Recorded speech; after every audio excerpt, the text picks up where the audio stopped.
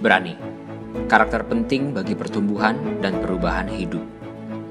Berani adalah satu langkah pertama yang perlu kita miliki untuk berubah dan bertumbuh. Saat kita ingin memulai sesuatu baru, kita perlu berani keluar dari zona nyaman. Saat kita ingin bertobat, kita perlu berani meninggalkan dosa. Saat kita ingin hidup benar, kita perlu berani melakukan kehendak Tuhan tanpa kompromi. Dalam Alkitab, kita menemukan banyak tokoh dengan karakter berani. Pertanyaannya, apa sumber keberanian mereka? Kita menjadi berani ketika 1. Hati kita benar. 2. Berharap kepada Tuhan. 3. Mengingat janji Tuhan. 4. Sadar akan penyertaan Tuhan yang luar biasa. 5. Memiliki Roh Kudus. 6. Berdoa. 7. Melihat teladan saudara seiman. Perasaan takut akan menghambat kita dalam banyak hal. Dengan menjadi berani, kita dapat menjadi pribadi yang lebih baik, bertumbuh, dan menjadi pemenang. Oleh karena itu, mari kita melangkah dengan iman dan penuh keberanian.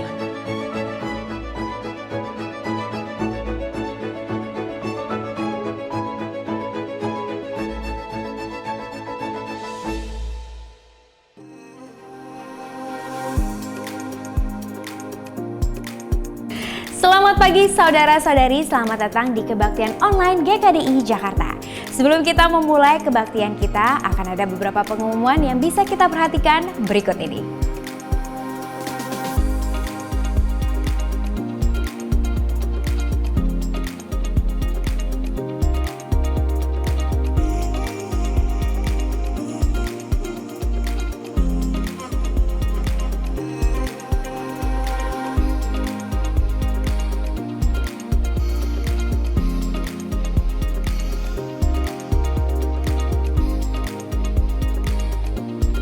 Sebentar lagi kita akan memulai kebaktian online kita. Mari kita mempersiapkan hati untuk memuji dan menyembah Tuhan.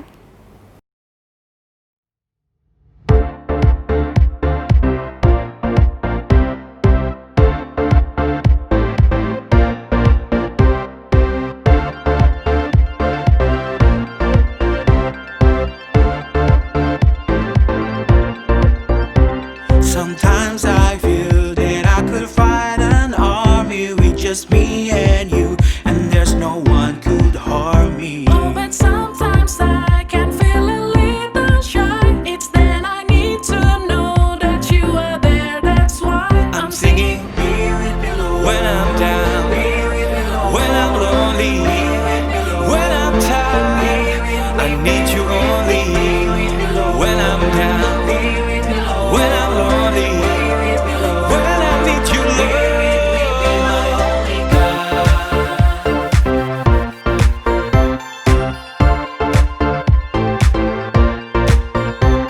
I know you said that I will not be tested more than I could bear, and that you have my best in mind with everything that ever comes my way. I know you're in control, so hear me as I pray. I'm singing when I'm down, when I'm lonely, when I'm tired. I need you only when I'm down, when I'm lonely, when I need you, Lord.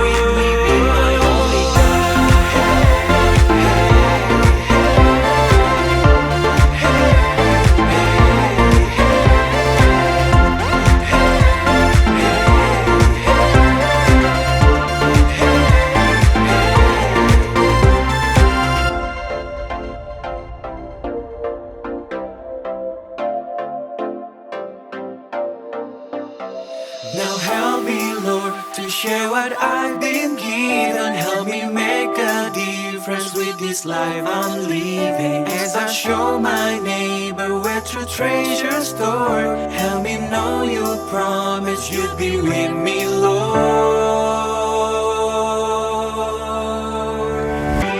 When I'm down, when I'm lonely, when I'm tired, I need you, I need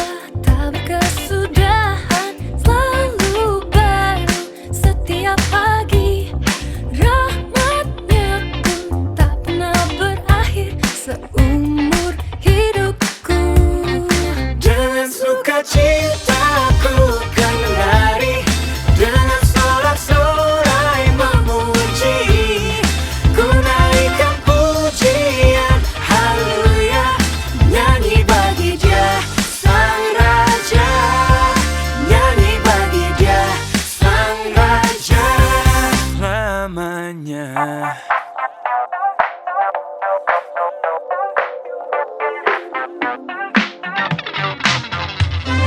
Kasih Allah tak berkesudahan, selalu baru setiap pagi.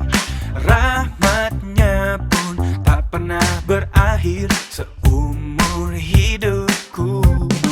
Dengan sukacitaku kan menari, dengan sorak-sorai memuji. Ku naikkan pujian, haleluya, nyanyi bagi Dia Sang Raja, nyanyi bagi Dia Sang Raja. Dengan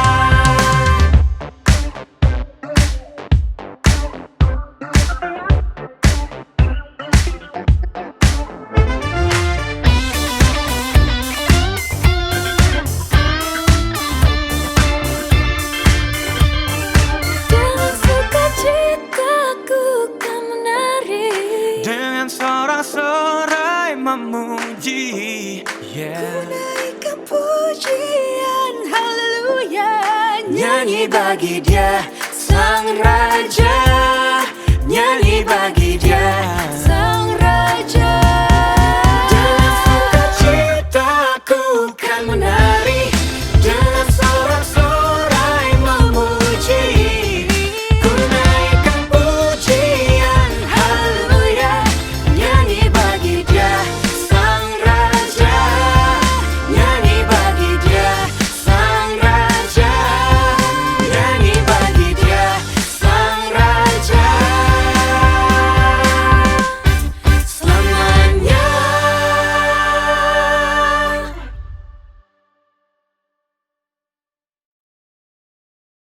Selamat pagi, tidak terasa kita sudah memasuki penghujung tahun 2020. Kita baru saja merayakan kelahiran Yesus Kristus lewat ibadah malam Natal beberapa hari yang lalu. Sekarang kita sudah berada di ibadah minggu terakhir tahun 2020. Tahun 2020 adalah tahun yang sangat berbeda dalam kehidupan kita. Karena dalam sejarah, karena pandemi, kita tidak bisa bertemu satu sama lain secara langsung. Semua hal harus kita lakukan secara online. Saya percaya bahwa Tuhan masih memberikan perlindungan pada kehidupan kita. Saya berharap kita semua mematuhi setiap protokol kesehatan yang kita terima. Saya berharap kita semua terus berdoa bahwa tahun 2021 Tuhan akan menunjukkan bagaimana kita bisa melewatinya dengan penuh pengharapan di dalam Dia. Adalah sebuah penghormatan hari ini untuk saya bisa berbagi firman Tuhan untuk kita semua di sini. Mari kita memulai dan kita berdoa. Bapa di surga, kita sangat bersyukur untuk kesempatan yang kita bisa punya untuk kembali mendengarkan firman Engkau. Terima kasih Bapa karena Engkau memberikan kami waktu untuk bisa mendalami, beribadah bersama-sama dan mengerti Engkau daripada firman Engkau. Sertai pada hari ini agar Roh Kudus Engkau bekerja ke dalam hati kita, ke dalam pikiran kita. Bukakan segala sesuatunya agar benih firman bisa masuk ke dalam hati kita. Serta hamba-Mu, biar Roh Kudus juga menuntun untuk setiap perkataanmu hanya daripada firman saja. Saya kami bersyukur untuk kesempatan ini, kami berdoa satu nama, Yesus Kristus Putra Engkau dan Juru Selamat kami yang hidup. Amin. Saya percaya sudah banyak hal yang kita belajar di bulan ini dari beberapa pengkhotbah tentang Yesus Sang Mesias dalam hidup kita. Saya ingin mengingatkan kita semua di sini bahwa di dalam bulan ini sebenarnya tema ini harusnya membantu kita untuk kembali takjub akan Yesus Sang Mesias di dalam kehidupan kita. Saya ingin memulai dengan dua pertanyaan hari ini. Pertanyaan pertama yang saya mau kita renungkan adalah, apakah dampaknya hari ini bagi hidup kita ketika kita mengakui bahwa Yesus adalah Mesias untuk diri kita? Hal yang kedua, siapakah yang dipengaruhi hari ini dari hidup saya ketika saya mengakui bahwa Yesus adalah Mesias bagi hidup saya? Seharusnya ketika kita mengatakan bahwa Yesus adalah Mesias bagi hidup kita, seharusnya akan terjadi impact ke dalam kehidupan kita. Seharusnya akan terjadi kita memberikan influence kepada orang-orang sekeliling kita. Mari kita mulai dengan kita melihat di Kisah Para Rasul pasal 18 yang merupakan tema daripada bulan ini. Dikatakan ayat 5, ketika Silas dan Timotius datang dari Makedonia, Paulus dengan sepenuhnya dapat memberitakan firman, di mana ia memberikan kesaksian kepada orang-orang Yahudi bahwa Yesus adalah Mesias. Ketika kita melihat ayat ini, ditekankan di sana bahwa waktu Silas dan Timotius mengunjungi Paulus di Korintus, dikatakan Paulus meyakinkan orang-orang bahwa Yesus adalah Mesias. Tentu ini adalah hal yang menakjubkan, mengejutkan. Karena kenapa? Karena kita tahu reputasi daripada Paulus yang dulunya adalah Saulus.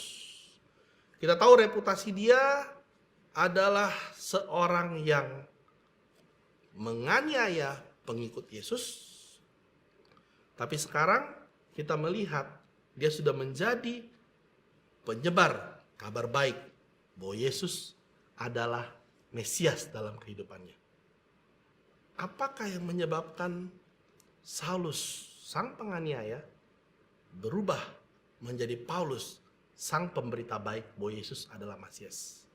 Hari ini kita akan belajar dari Paulus akan hal-hal yang membuat dia sadar bahwa pentingnya Mesias, Yesus yang adalah Mesias di dalam kehidupannya pribadi. Kita akan mulai dari interaksi pertama daripada Saulus ketika dia bertemu Yesus untuk pertama kali. Di Kisah Para Rasul pasal 9 ayat 3-5 katakan, dalam perjalanannya ke Damsyik, ketika ia sudah dekat kota itu, tiba-tiba cahaya memancar dari langit dan mengelilingi dia. Ia rebah ke tanah dan kedengaranlah olehnya suatu suara yang berkata kepadanya, Saulus, Saulus, mengapakah engkau menganiaya aku? Jawab Saulus, siapakah engkau, Tuhan? Katanya, akulah Yesus yang kau aniaya itu. Pertemuan pertama kali Saulus dengan Yesus dalam perjalanan ke Damsyik, itu adalah pertemuan yang membekas dalam kehidupannya. Soalnya pada waktu itu, Yesus membuat Saulus tersungkur. Dan Yesus memperkenalkan dirinya sebagai Yesus yang dianiaya oleh Saulus. Kita tahu bahwa Saulus adalah seorang yang berasal dari Tarsus. Dan dia adalah kemungkinan orang Yahudi campuran. Dan dia ingin membuktikan bahwa dia adalah orang Yahudi yang taat dengan cara dia minta surat untuk bisa menganiaya pengikut-pengikut Yesus dan memenjarakannya. Bahkan dia ada di sana ketika Stefanus mati sebagai martir. Yang kita perhatikan, Yesus memperkenalkan dirinya sebagai seorang yang dianiaya oleh Saulus. Mengapa dia lakukan itu? Di Kisah Para Rasul pasal 9 ayat 15 dilanjutkan di sana dikatakan, tetapi firman Tuhan kepadanya, pergilah sebab orang ini adalah alat pilihan bagiku untuk memberitakan namaku kepada bangsa-bangsa lain serta raja-raja dan orang Israel. Aku sendiri akan menunjukkan kepadanya betapa banyak penderitaan yang harus ia tanggung oleh karena namaku. Ketika kita baca di sini, kita melihat bahwa waktu Ananias dipilih oleh Tuhan untuk pergi ke Saulus, dia ketakutan. Tapi Tuhan menekankan bahwa Saulus sudah dia pilih untuk bisa memberitakan kabar tentang Tuhan. Dan Tuhan secara pribadi mengatakan kepada Ananias bahwa saya akan menunjukkan kepada dia akan banyak penderitaan yang harus ia tanggung untuk bisa memberitakan tentang kabar baik itu. Tuhan mau membuat Saulus melewati banyak penderitaan ketika dia membagikan firman supaya dia bisa mengerti bahwa Yesus yang akan menjadi Mesias dalam kehidupannya, hidupnya juga melewati banyak penderitaan. Itulah mengapa Yesus memperkenalkan dirinya sebagai saya Yesus yang kau aniaya. Hal yang pertama dikatakan adalah Saulus mengerti bahwa hidupnya akan melewati banyak penganiayaan. Hari ini ketika kita mengakui bahwa Yesus adalah Mesias dalam kehidupan kita, saya mau mengingatkan kita semua di sini kembali bahwa akan banyak penderitaan yang kita akan lewati. Sebenarnya penderitaan itu merupakan satu kehidupan yang kita akan alami sama seperti waktu Yesus yang kita panggil Mesias dalam kehidupan kita, bahwa dia menderita juga. Pertanyaannya hari ini, bagaimana kita merespons ketika kita harus menjalani penderitaan untuk bisa hidup sebagai murid Yesus? Apakah hari ini ketika kita menghadapi penderitaan sebagai pengikut Yesus, itu buat kita semangat? Karena kita lihat hidup kita sama seperti sang Mesias kita yang harus menderita. Atau kita kecewa dan mengatakan kenapa hidup jadi murid begitu sulit di dalam kehidupan kita. Kenapa begitu berat? Kenapa saya harus menderita? Bukankah hidup jadi murid tentang berkat? Saya mana kita semua di sini ada satu fakta yang menarik. Karena hari ini kita hidup dengan berkat. Bahwa orang tua kita atau diri kita hari ini bekerja keras untuk anak-anaknya, untuk keturunannya. Untuk tidak menderita seperti mereka menderita pada zaman dahulu. Hari saya percaya banyak di antara kita orang tua. Kita mencoba untuk hidup memenuhi kebutuhan anak-anak kita. Supaya mereka tidak mengalami yang namanya penderitaan. Tapi saya mau katakan itu merupakan satu berkat. Tapi juga merupakan satu hal yang kita harus membuka mata kita. Karena ini yang membuat seringkali kita sulit menerima bahwa akan terjadi penderitaan ketika kita menghidupi kehidupan rohani kita sehari-hari. Itu menjadi satu tantangan tersendiri. Karena kita hidup untuk memastikan bahwa kita tidak menderita. Tapi padahal kenyataannya ketika kita hidup sebagai murid Yesus akan ada penderitaan. Saya suka quote ini yang dituliskan oleh Leonard Ravenhill. Dikatakan gereja awal mula berhubungan dengan kemiskinan, penjara, dan penganiayaan. Hari ini gereja berhubungan dengan kemakmuran, kepribadian, dan popularitas. Hari ini masa-masa sulit di dalam kehidupan kita berjemaat tidak sama dengan masa-masa sulit ketika jemaat awal mula hadapi. Jemaat awal mula menghadapi yang namanya hidup dalam kemiskinan. Saya tahu sekarang ini pun kita hadapi. Tapi mereka pada waktu itu betul-betul di dalam keadaan kemiskinan. Mereka harus hadapi yang namanya penganiayaan dan dipenjara karena mereka mengakui bahwa Yesus adalah Mesias bagi kehidupan mereka. Jemaat saat ini kita menghadapi tantangan yang berhubungan dengan kita mencukupkan hidup kita. Kita menghadapi pergumulan dengan yang namanya kemakmuran dalam kehidupan kita. Perhatikan pergumulan kita juga. Kita juga menghadapi yang namanya kita bergumul dalam kepribadian karakter kita.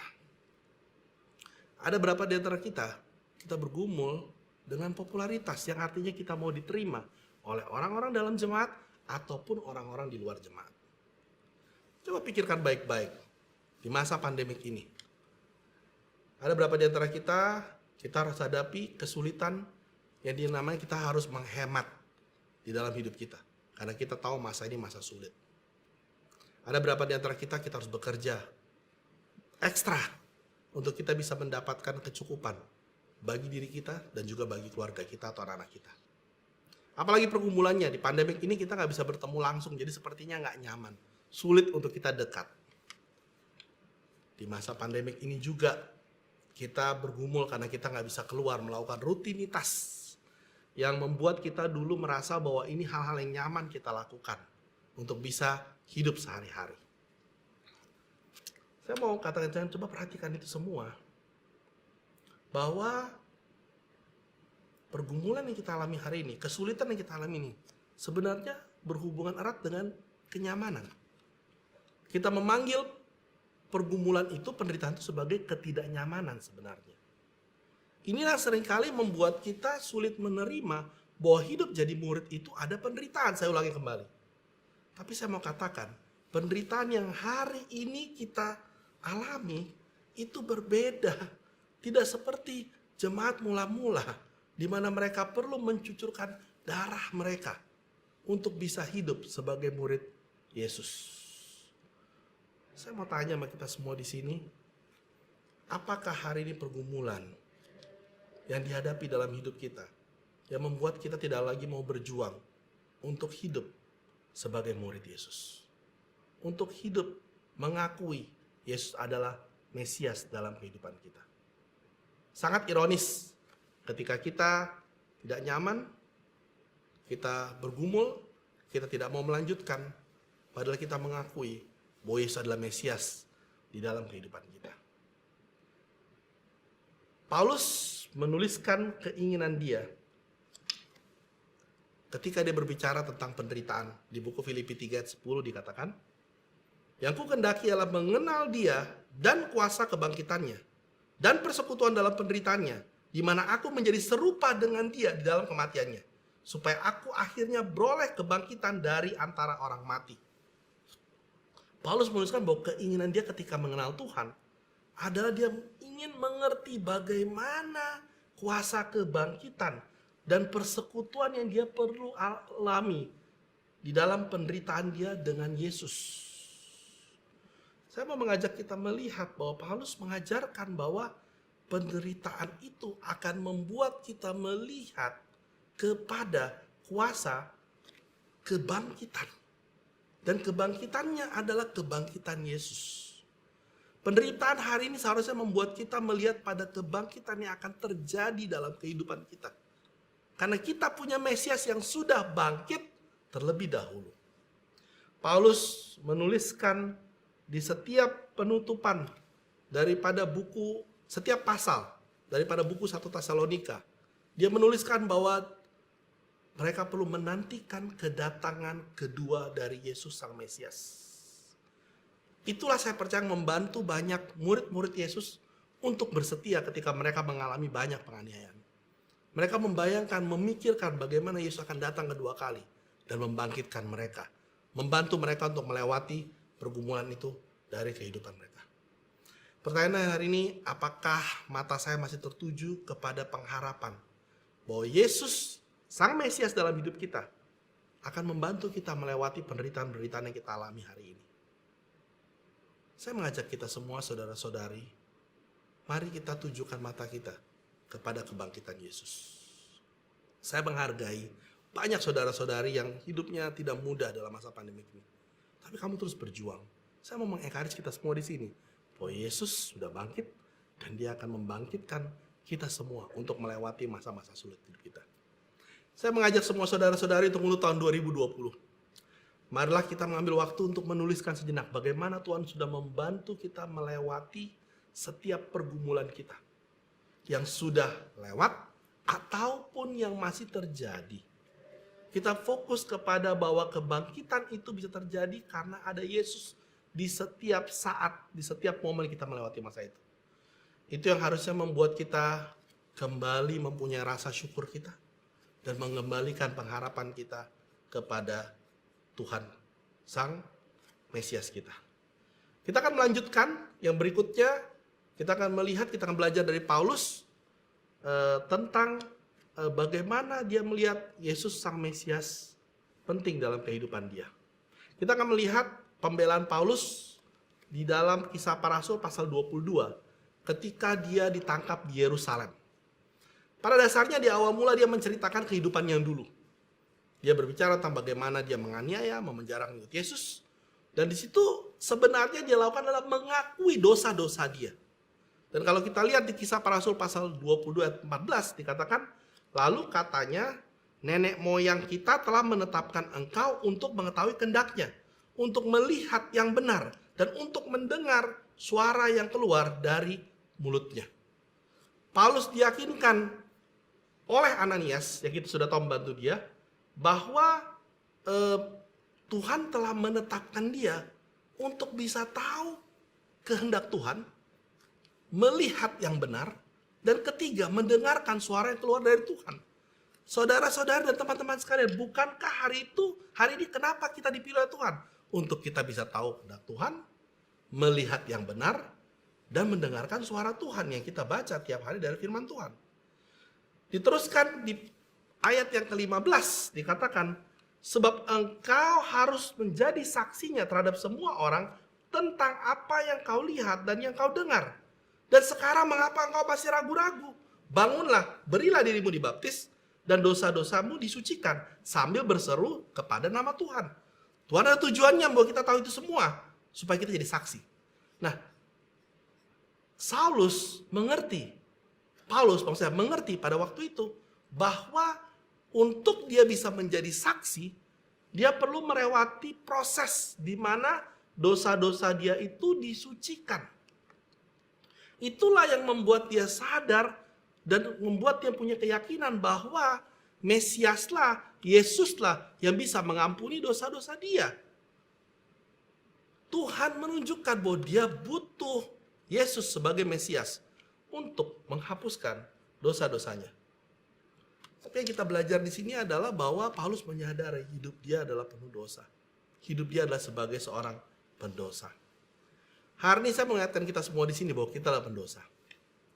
Kita bisa hidup jadi murid karena kasih karunia, di mana Tuhan mengorbankan nyawanya melalui anaknya Yesus, Sang Mesias, untuk mati di kayu salib, menghapuskan dosa-dosa kita.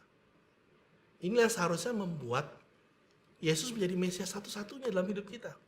Kita harus menyadari, ketika kita hidup jadi murid, kita butuh Yesus di dalam kehidupan kita sehari-hari. Saya mau tanya, apakah hari kita bisa merasakan kebutuhan yang besar akan Yesus dalam kehidupan sehari-hari kita? Seberapa besar waktu yang kita gunakan untuk memenuhi kebutuhan akan Tuhan di dalam diri kita, dalam keseharian kita? Saudara-saudari, kita pendosa, kita butuh Yesus dalam kehidupan kita. Roma pasal yang ke-6, Paulus menuliskan hal ini. Dia katakan, ayat yang ke-6, karena kita tahu bahwa manusia lama kita turut disalibkan, supaya tubuh dosa kita hilang kuasanya, agar jangan kita menghambakan diri lagi kepada dosa. Sebab siapa yang telah mati, ia telah bebas dari dosa. Ayat ini menyatakan bahwa kematian tubuh dari dosa sangat penting ketika kita mengakui Yesus adalah Mesias dalam kehidupan kita. Kematian tubuh daripada dosa artinya pertobatan. Paulus menyebutkan di dalam dua kitabnya, Roma 2 ayat 42 dan 2 Korintus pasal 7 ayat 9 sampai 10, menyebutkan kata pertobatan sebagai bagian daripada kehendak Tuhan dan cara Tuhan membawa kita kembali kepada Dia. Saudara-saudari, hari ini di dalam kita menghadapi pergumulan kita akan dosa, kita harus sadar bahwa kita perlu fokus akan pertobatan dalam kehidupan kita.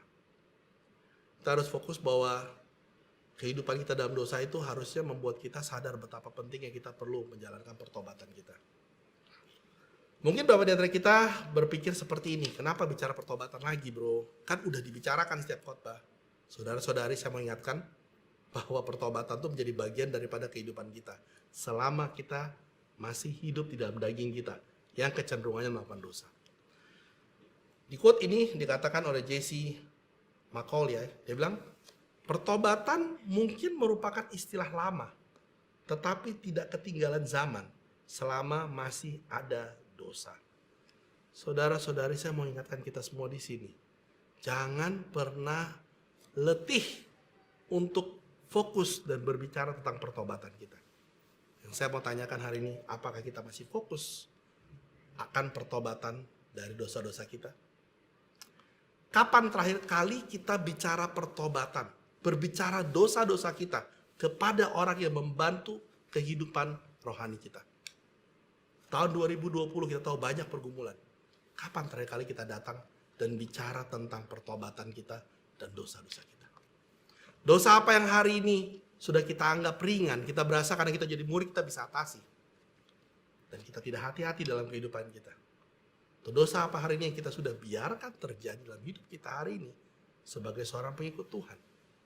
Seringkali ketika kita hidup memberitakan firman Tuhan, kita tidak lagi memperhatikan pertobatan dalam kehidupan kita.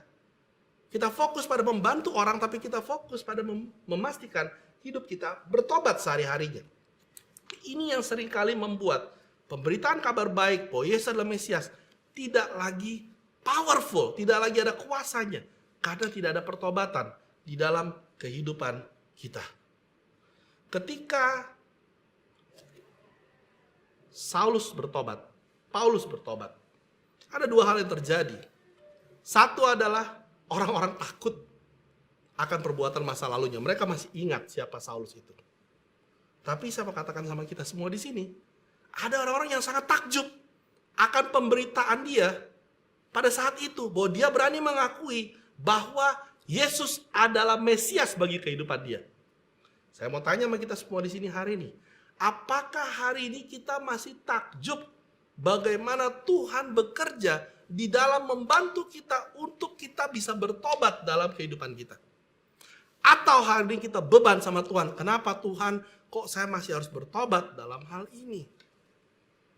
Saya mau mengajak kita untuk bisa melihat mengapa hari ini kita sulit untuk bertobat. Mungkin kita lupa hal ini. Dikatakan oleh seorang penginjil terkenal namanya Billy Graham, dia bilang gini, pertobatan sejati adalah perubahan dari dosa. Berbicara sebagai manusia, itu adalah bagian kecil kita dalam rencana keselamatan. Bagian kita adalah menjalankan pertobatan. Tuhan akan melakukan perubahan, transformasi, dan pengampunan. Saudara-saudari sekalian, hari ini jika kita mengakui bahwa Yesus adalah Mesias dalam kehidupan kita, fokus kita hanya menjalankan pertobatan.